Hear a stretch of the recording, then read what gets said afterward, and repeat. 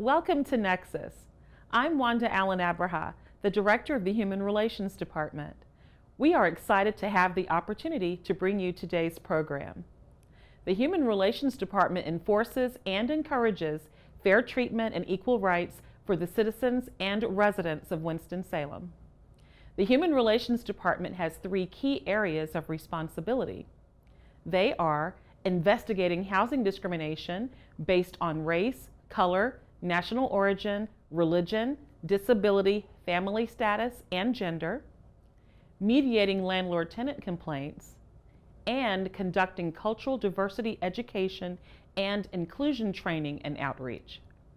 This television program is a part of our education and outreach efforts. All Nexus television programs feature community partners. During this episode, we will focus on the Dr. Martin Luther King Jr. holiday and the Human Relations Student Awards Banquet. Our guests are City Manager Lee Garrity and Human Relations Commissioner Carrie Wiggins, who also chairs the Student Relations Committee for the Human Relations Commission. Now let's join Adolfo Briceño of our staff, who will interview today's guest. Well, thank you, Wanda, for the presentation, and thank you all for being with us here in this edition of Nexus TV. Our first guest of the show is Mr. Lee Garrity. Mr. Garrity, thank you for your time. Glad to be here. Mr. Lee Garrity is the city manager of the city of Winston-Salem. And we will start, Mr. Garrity, today by talking about Helping Hands, this program that we started a few years ago. Now, tell us a little bit what is Dr. Martin Luther King Jr. Helping Hands Day.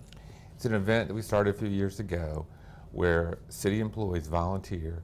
It's on the Friday before Martin Luther King Day, so that week before.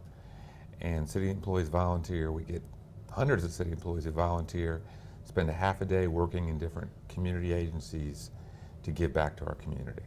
That's wonderful. Now, what is the goal, general goal of the program, Mr. Garrity? The goal is to provide service to our community.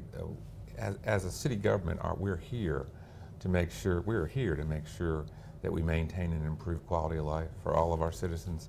And the goal is, how can we, as a city government and as employees, how can we make sure we connect with all of our citizens and their needs? So that's the goal. Wonderful. Now, tell me a little bit about the origins of the program. Who helped create this program? Actually, the origins of this program started with the Mayor Pro Tem, Councilmember Burke from the Northeast Ward. She has been involved in Martin Luther King events for many, many years. In fact, she led the efforts when we first made Martin Luther King Day a city holiday for city employees. She wanted to, a few years ago, express to Wanda Allen Abraha, our Human Relations Director, her interest in coming up with something else the city could do to really show our participation and to connect us to the values that Martin Luther King talked about so much. And so she suggested we come up with something where an event that had real meaning, not just a ceremony, had meaning. And so I think, and then Wanda really came up with the idea, Ms. Abraha, to do this program. So together, the two of them created this program, and it's been phenomenally successful. Thank you. Now, for those who are not completely familiar with the program, in general is when city employees donate their time to nonprofit organizations to do work, correct? Inside the nonprofit organizations for one day, I think it's 2 or 3 hours, correct? Maybe a half day, right? Right. And that is a way to give back and to serve the community, correct? Because these nonprofits, that's what they do, to serve the community in a way, in different capacities. Absolutely. In fact, they're donating their time, but the city's paying them. So it's work time during the day. We're providing them that half day, or 3 to 4 hours of time, as well as at the end of at noon time, we have a pizza luncheon to celebrate, which I love going. I just love going to that. Employees are so energized. Yes. The Human Relations Office works with a lot of nonprofit agencies to figure out, okay, what could a crew of 10 or 20 do? And it varies. It's very exciting to talk to the employees because it varies from working inside a facility, helping, whether it's the food bank or helping folks do stuff inside as well as working outside. Yes. We have crews working outside, helping cleaning things up or painting a fence or whatever it is that Yes. nonprofit needs. Yes. And it really does connect all of us to our community. What happened? What happened? Hey. To the dream. Yeah. Hey. What happened to it? What happened? To the dream. Well. Let us bring you up to date about the problems that we're facing now. We got to make ourselves aware, and we got to do it now. How? King got to start. Yeah. Now it's up to us. All right now. We must work hard to do our part. I mean, really bust our butts. Hey. But what are we doing? Come on. What have we achieved? The path paved to the promised land. Right, I want happened to the dream. Dream of what happened? What happened? Like Cam to the dream. Hey. What happened? To the dream. It is the city manager in your staff that serves the employees the pizza that day. Yeah, to, it's hard. to connect all I this try service thing. not to eat the pizza, and I have to hand it out to everybody else. But anyway, yeah. Yes, So that's wonderful. wonderful. It's a lot of fun. It is. Now, how do city employees benefit from Helping Hands, Mr. Garrity?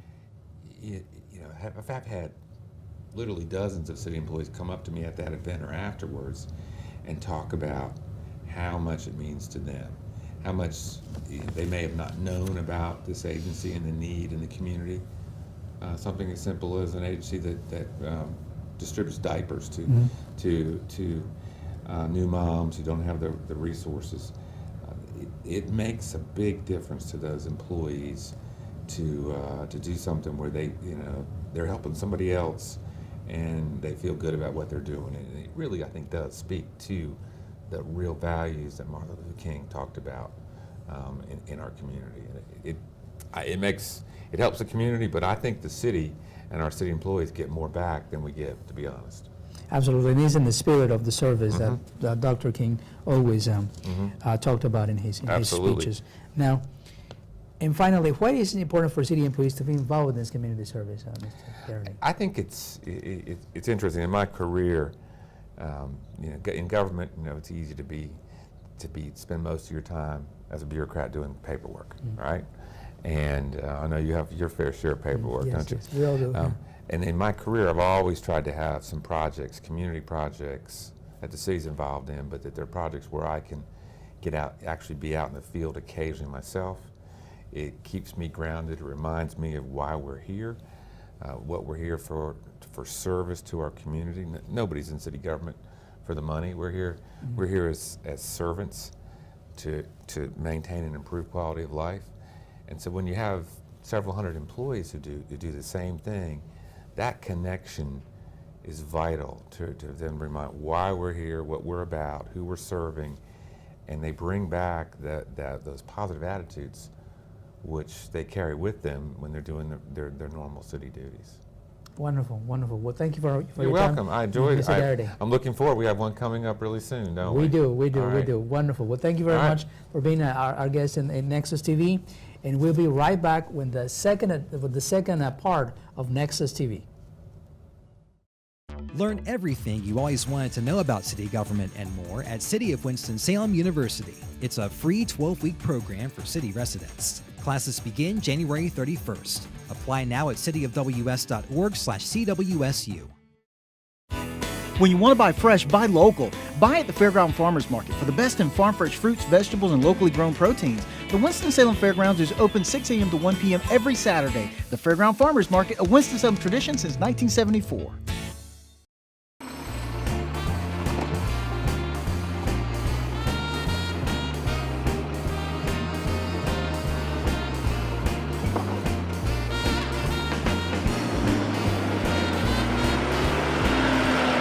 Wouldn't it be great if our carts rolled themselves back from the curb? Carts left at the street are unsightly and make it hard to see traffic. Remember to roll yours back by 8 a.m. the day after collection. A message from the Winston-Salem Sanitation Division. Well, thank you again for still being with us at Nexus TV. Our second guest of the show is Ms. Carrie Wiggins. Thank you, Ms. Wiggins, for being with us. Thank you for having me. Ms. Wiggins is she's a Human Relations Commissioner. She's on the Human Relations Commission. She's a volunteer. Her day job is a Parental Involvement Coordinator at Griffith Elementary. Is that correct? That's correct. Well, thank you, Ms. Wiggins, for being with us. Now, we're going to be talking briefly about the Human Relations, the Human Relations Student Awards Banquet, which is a tradition for us now.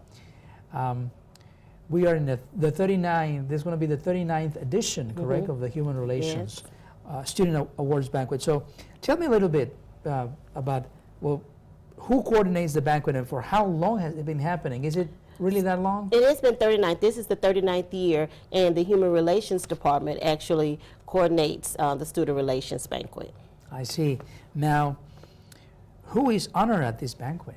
So at the Student Relations Banquet, we honor high school, elementary, high school students. So a student that attends public school, elementary, middle, and high school, as well as students that attend some of the private schools here in the city, will have an opportunity to be a recipient of the Student Relations Award. For the public who doesn't know, how do they get selected? So the students are selected by their school. There's usually the school counselor in conjunction with the principal, maybe the assistant principal, and speaking with some of the students' teachers. And they are looking for students who are already socially conscious, that are assisting their students, their peers in school, as well as social issues in their community. I see. And okay, in years past, I think we have had even students with some disabilities, Yes, right? That receive That's it's right. a very nice thing to see that happen. They really encourage for whatever job they're doing. Now, tell us a little bit more about how and why students are honored. We were talking a little bit about that. So, and it's really relevant today because we are actually trying to make sure that the students that we are selecting are already students that are socially conscious. So students that are looking after their peers, that are assisting their peers with some issues at school, but more so working in the community, becoming socially conscious and engaged in what's taking place in our community. I see. Now, why do you think this event is important for the community, Commissioner Wiggins? I believe that this event is particularly important because we want to model the behavior for our students. And this is a wonderful opportunity for that to happen. When you look at students that are in our elementary and middle schools, this is a way for us to start to help them realize social issues that are taking place in their schools. And we are developing socially aware and socially conscious young adults. Thank so you. the community benefits from that. Absolutely, I think it's important. In years past, I remember that we have had students that I think have helped new arrivals. I think that's one of the things that they have been awarded for. Sometimes do work with the disabled community. Sometimes they work with nonprofits already in the area, right? I think serving soups or going to the food bank or We do. that type of We do. Students who can start volunteering as early as for some nonprofit agencies as early as 15. But when you look at your younger students, it is becoming a peer-to-peer responsible for a student that may have a disability, may be responsible for a student that's new to this country, new to this city, new to our state. And so helping that student become acclimated and becoming relaxed and learning to enjoy all of the wonderful amenities that we have here. Wonderful. Well, thank you very much for being with us. Thank you for having me. Commissioner Wiggins, and thank you for still being with us. The Students Awards Banquet will be sometime in February. I think it's middle of February. February 28th. February the 28th. The tickets going to sell in January. Okay, there you go. Well, thank you again, Ms. Wiggins, and thank you for being with us. And we'll go with Jamie and the Nexus Challenge. Thanks, Adolfo. I'm Jamie Waldeck, and this is the Nexus Challenge, where we test your knowledge about fair housing laws. Here's our first question. You live in a rental apartment and the landlord refuses to repair unsafe maintenance issues in a timely manner or not at all. What should you do? Should you A, consult an attorney or the City of Winston-Salem Human Relations Department while continuing to pay rent? B, withhold rent until the repairs are made? Or C, withhold rent until you can move out? The answer is A, consult an attorney or the City of Winston-Salem Human Relations Department while continuing to pay rent. In the state of North Carolina, even if there are incomplete maintenance requests or discrimination issues, a resident cannot withhold rent according to the North Carolina Landlord-Tenant Act. It is best to consult an attorney if there is an issue before withholding rent payments. Here's our next question. Landlords may refuse to rent to which of the following people? A lady with a mental illness, B, a black male, C, Muslim family, or D, none of the above. The answer is D, none of the above. A landlord can be fined for fair housing discrimination by refusing housing to anyone based on disability, national origin, race, sex, religion, or family status. If someone believes he or she has been discriminated against, please contact the City of Winston-Salem Human Relations Department. And here's our last question. Your community has a common room that tenants can reserve for parties and other social activities. Which of the following activities can a landlord ban in common areas?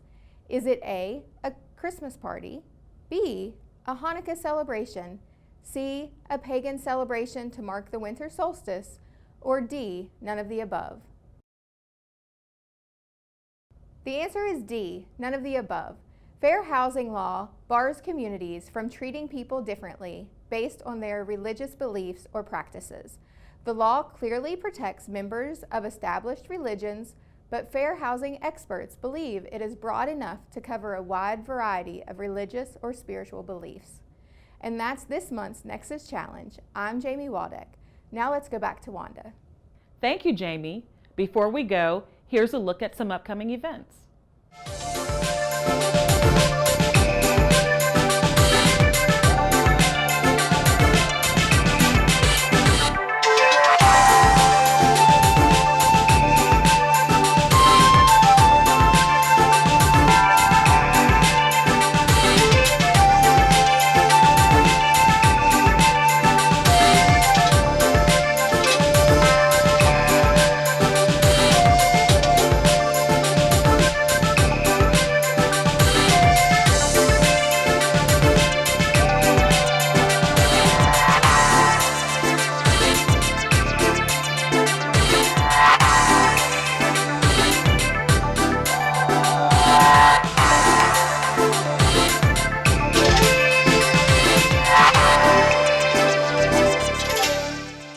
We hope you enjoyed the program. Thank you for watching Nexus. I'm Wanda Allen Abraha. See you next time.